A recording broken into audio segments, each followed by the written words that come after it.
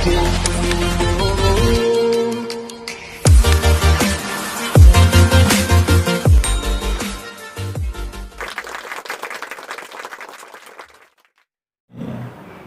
kita fokus terhadap hasil. Padahal kita harus fokus terhadap proses. Oh, malah pas ikhtiarnya itu kita harus fokus. Oh. Kita harus menikmati proses yang kita jalani. Nah, di sini kadang manusia lupa untuk menikmati prosesnya. Iya ya. Karena kan kita nggak tahu juga kita kapan misalnya mendapat musibah, kapan nggak ada yang bisa memprediksi. Iya. Bahkan dalam target kita juga kita nggak mentargetkan untuk dapat musibah. Iya. Kan kita nggak tahu tiba-tiba hujan. Tiba-tiba hujan atau misalnya tiba-tiba partner kita sakit, hilang gitu resource-nya gitu, tiba-tiba maling gitu ya.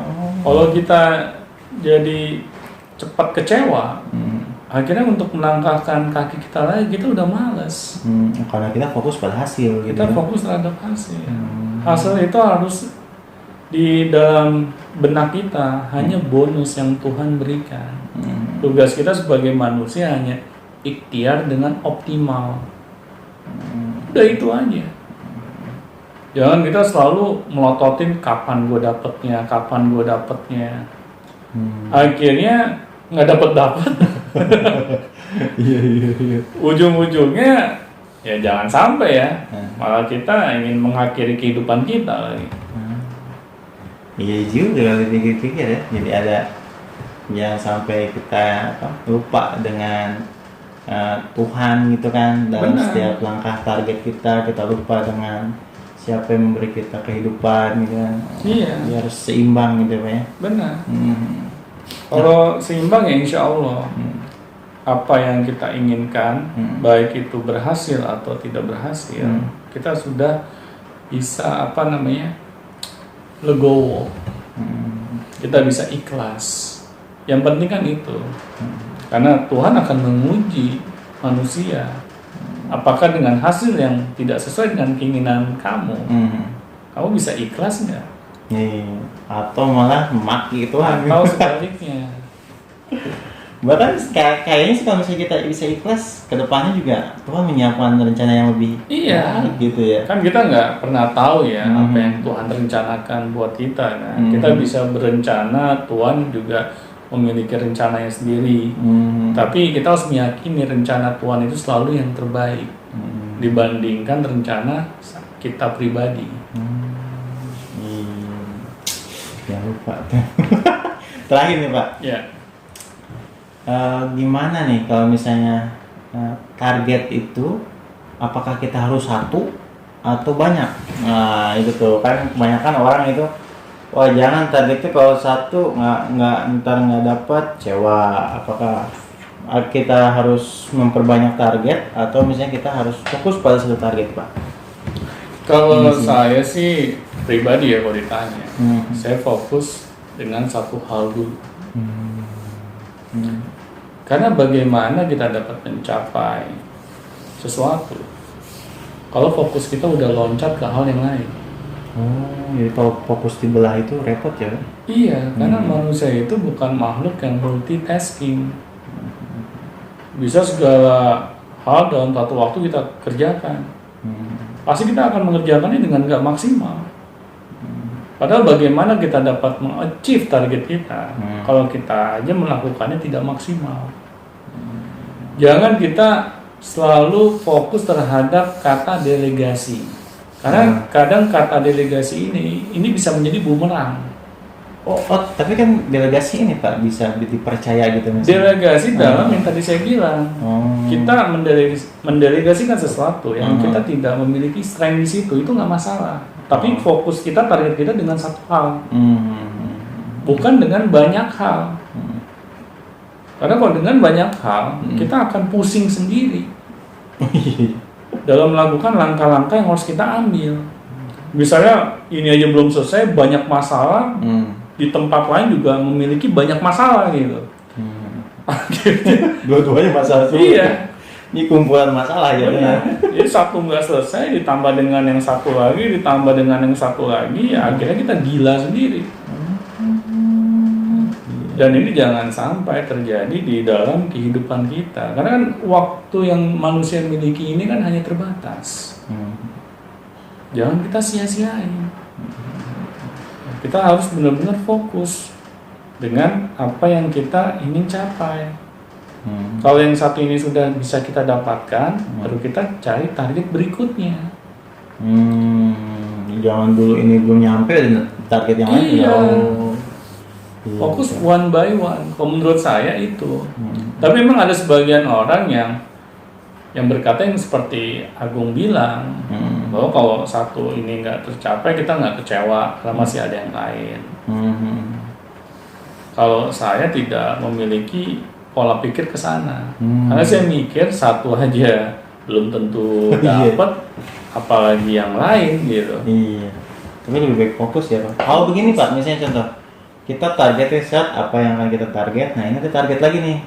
Nah kita suruh orang nih misalnya, tolong dong ini sampai target saya. Itu bisa nggak Pak mendelegasikan seperti itu, mempercayakan?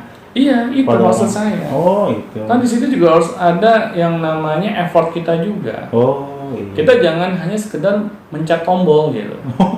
Karena manusia itu bukan robot. Iya. Kalau orang yang kita amanahkan ternyata nggak amanah gimana? Misalnya malah menipu kita, misalnya mengelabuhi kita. Jadi makin jauh dari target. Iya, di depan kita aja manis, ternyata di belakang nusuk. Kan banyak. Karena kita tidak paham situasi dan kondisi di lapangan. Kita hanya sekedar mendelegasikan. Nah, ternyata orang yang kita delegasikan ini sumber masalahnya. Karena nggak pernah ada orang yang tahu gitu hati seorang anak manusia itu seperti apa. Bukannya saya ini ya ingin teman-teman jadi suuzonan ke orang lain gitu. Tapi di sini kita harus waspada yang penting. Alangkah lebih baiknya kita approve di situ juga mestinya. Iya, kita harus memiliki expertise juga di situ. Jadi kita tahu kalau ada hal yang salah, kita tahu untuk memperbaikinya bagaimana. Iya juga ya. Jadi jangan sampai target kita itu didelegasikan ke orang ya, orangnya malah ngacauin target kita ya. Iya, karena banyak. Ya kayak gitu Pak. Iya, teman-teman saya cerita gitu. Aduh Don, gue udah habis nih sampai ratusan juta, gue modalin ternyata bukan gue dapat keuntungan yang gue harapkan, malah orangnya kabur. Ngeri juga gitu. Nggak ada ini lagi, apa namanya, say hello-nya sama sekali lagi. Gitu. Langsung bless aja hilang. Karena kita tidak memiliki gitu kontrol yang kuat di situ. Ya wajar kalau kita ditipu, dibohongin, ya wajar. Jangan, oh ini emang nasib gua nih, yang nggak beruntung gitu. Padahal di situ ya mohon maaf ya kebodohan kita. Iya, ikhtiarnya kurang Pak ya. Iya, makanya kan Nabi selalu mengingatkan kita jangan hanya berdoa, tapi berikhtiar. Jangan kita hanya menyerahkan segala sesuatunya ke Tuhan, tapi kita nggak ngapa-ngapain. Iya. Pasti hasilnya juga akan mengecewakan. Bukan kita nggak percaya dengan doa yang kita panjatkan ya, tapi kan Nabi sendiri sudah memberikan bocorannya. Kita harus berikhtiar maksimal dulu. Setelah itu baru kita boleh mengharapkan hasilnya. Tapi ikhtiar aja belum maksimal, kita udah lebih tinggi harapan kita. Iya tuh yang angan-angan itu. Iya. Ini yang nggak balance gitu. Iya. Nah ini Pak, kadang sih ada orang yang dia itu berikhtiar nih Pak. Tapi ketika ikhtiar itu dia tiba-tiba menyerahkan seluruhnya ikhtiarnya itu kepada keluarganya gitu. Misalnya jadi ikhtiarnya itu benar-benar diserahin semuanya ke keluarganya. Jadi contoh misalnya dia tidur gitu. Jadi dia itu ibaratkan gini, jangan kayak gitu. Ibaratkan mah bagaimana kalau kita itu mengharapkan cara yang instan gitu. Apakah ikhtiar itu ada nggak sih cara yang instan untuk mencapai target itu? Ada nggak sih Pak? Itu kayak gitu. Kalau ada sih juga mau belajar. Kalau aja ada gitu ya cara instan kita sukses gitu. Nanti saya googling dulu. Pengen instan gitu kan ada aja tuh yang pengen instan gitu. Kalau setahu saya sampai saat ini nggak ada. Nggak ada hal yang instan. Ya mie instan aja ya. Itu kan perlu dibuka bungkusnya, perlu kita siapkan pancinya, airnya, kompornya, terus kita masak dan itu juga butuh waktu. Bayangin mie instan aja perlu proses. Iya juga ya. Iya. Nggak langsung buka makan gitu nggak? Iya. Kecuali ada tuh mie yang bisa langsung dimakan zaman SD gitu. Iya. Tapi kan itu nggak sehat. Mie instan yang nggak sehat ditambah mie kayak gituan gitu. Kita langsung makan pengawet. Berarti nggak ada cara-cara instan itu nggak ada ya Pak sebenarnya? Nggak ada. Pasti butuh proses. Ya mengapa di dunia ini adalah tempatnya ujian? Ya karena manusia akan dihadapkan dengan masalah demi masalah dan demi masalah. Di sini Tuhan ingin mengetahui siapa nih hambanya yang terbaik dalam menghadapi masalah yang dia miliki. Jadi target itu adalah salah satu masalahnya ya Pak? Iya. Jadi kita mau menghadapi atau tidak untuk mencapai target itu. Apakah kita ingin kehidupan kita menjadi lebih baik? Kan manusia diberikan akal dan pikiran ini harus terus berpikir apa nih di dalam kehidupan kita yang bisa kita kontribusikan buat umat agar kita menjadi manusia yang bermanfaat. Berarti kan kita harus menaikkan kapasitas kita dari waktu ke waktu. Jangan kita stagnan aja. Gitu-gitu aja ya. Padahal kehidupan ini hanya sementara. Ya, kita tidak mau memaksimalkannya. Padahal kan dengan kita misalnya memiliki kekayaan, kita bisa lebih banyak untuk bersedekah. Kita bisa lebih berkontribusi buat umat.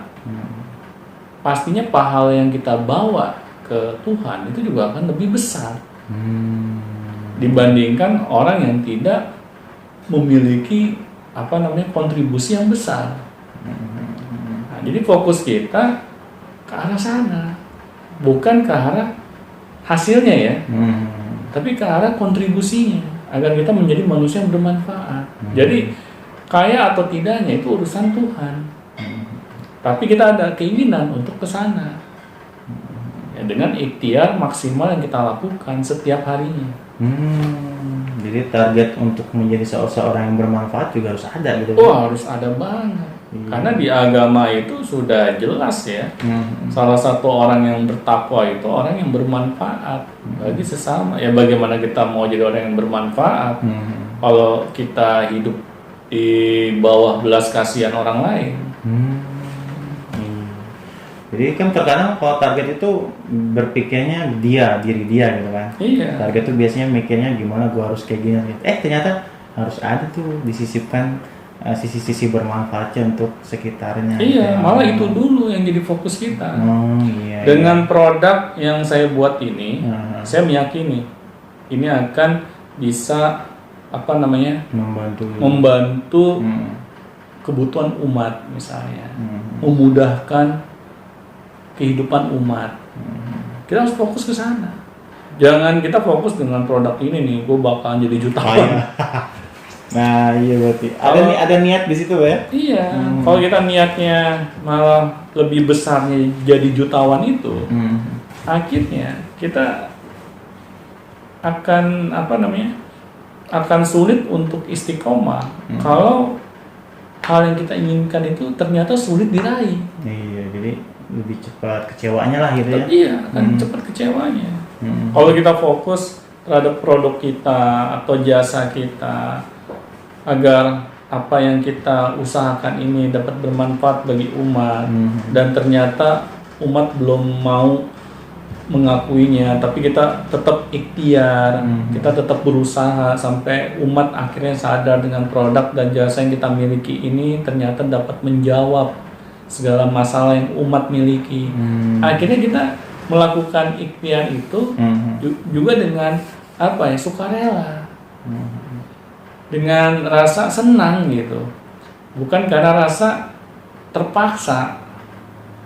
Karena kita mikirnya, oh ternyata produk dan jasa saya ini belum diterima nih, berarti harus ada yang saya perbaiki.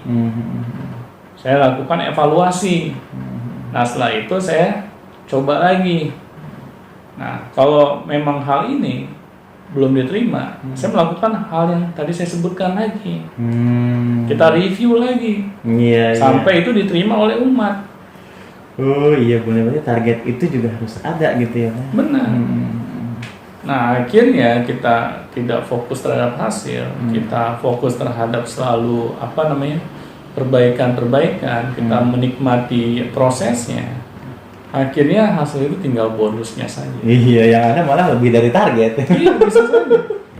Itu bisa banget. Iya, bisa kita targetnya laku segini, ternyata produknya selalu dievaluasi, selalu diperbaiki kualitasnya, malahan lebih target gitu tadi. Iya, karena saya tidak pernah melihat ya seorang jutawan tingkat dunia ya, yang bercita-cita ingin menjadi jutawan dari awal ya. Yang kebanyakan yang saya lihat, mereka bercita-cita ingin menjadi manusia yang bermanfaat dengan karya yang mereka miliki. Iya juga. Akhirnya ketika mereka jadi jutawan itu hanya bonus. Iya. Malah mereka selalu fokusnya memberikan produk atau jasa yang terbaik. Itu aja yang ada di dalam benak mereka, meskipun pada prosesnya mereka diketawain, mereka diremehin, malah mereka istilahnya sampai keluarga aja tuh bukannya mendukung gitu kan, malah nakut-nakutin.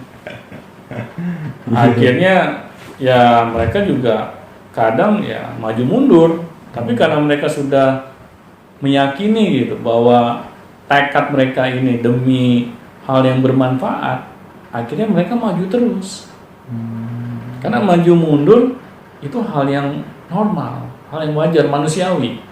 Tapi yang penting setelah maju mundur, maju. Jangan mundur. Ya jangan mundur. Ragu sesaat, ya sewaktu-waktu itu lumrah. Ya, tapi jangan selamanya kita ragu. Oke Pak Doni, memang banyak ya yang ternyata komponen-komponen dalam mencapai achieve target ini ya.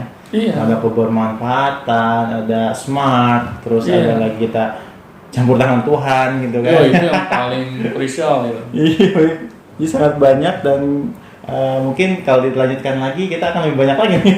Iya. Kita jadi bikin seminar. Oke, terima kasih Pak Doni untuk hari ini. Semoga bermanfaat. Mudah-mudahan Pak Doni sehat ya, dan keluarga juga sehat. Dan teman-teman viewers juga mudah-mudahan selalu sehat dan selalu tetap mendengarkan Beyond Education Podcast.